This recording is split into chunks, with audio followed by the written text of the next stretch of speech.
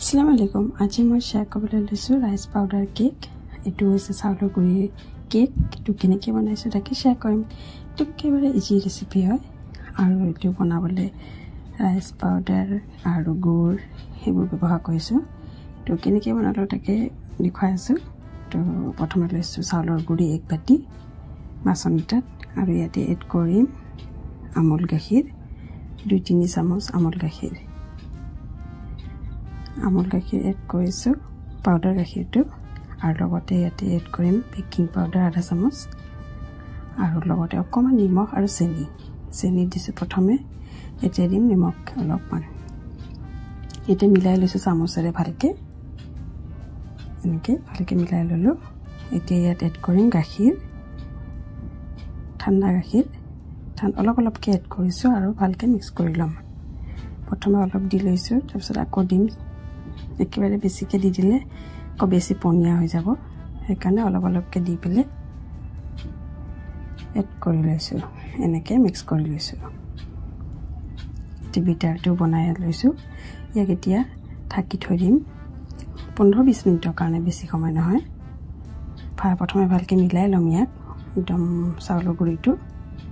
তাৰ আগতে অলপ এড কৰিম তেল ৰিফাইন অইল 3 চামুচ এড কৰি পেলে ইয়াক এবাৰ মিক্স কৰি লৈছো ভালকে এটা মিক্স হৈ গৈছে অলমোস্ট এতিয়া ইয়াক ঢাকি দিম এতিয়া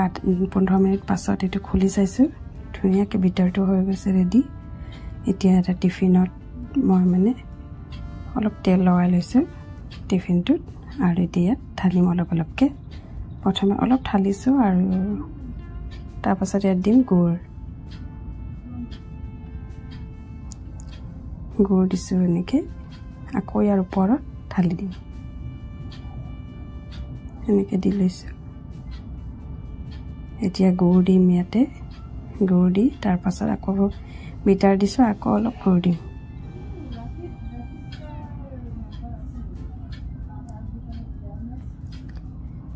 গুড়টো দি এটা টুটি ফুটি দি পেলে এন্ড কৰিম আৰু অলপ দি পেলে টুটি ফুটি দি দিম ইয়াতে হৈ গ'ল এতিয়া ইয়াৰ ওপৰত টুটি ফুটি দি পেলে এটো বেক হ'বলৈ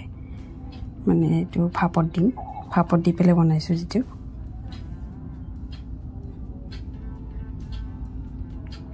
তো এতিয়া ভাপৰ কাৰণে ৰেডি কৰিছো বাচন এটাত ডেক্সি এটাত পানী দিছো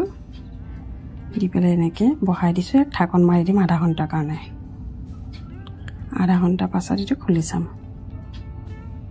এটা আধা ঘণ্টা হৈ গ'ল এটা খুলি চাইছো দেখিছে অলপ পাছ ফাট মেলিছে এনেকৈ অলপ ফাট মেলিছে বাস বাকি গোটেইখিনি বস্তু ধুনীয়াকৈ সমাই গৈছে দেখিছে একদম ধুনীয়াকৈ হৈ গৈছে কেকটো ৰেডি চাউলৰ গুড়াৰ কেক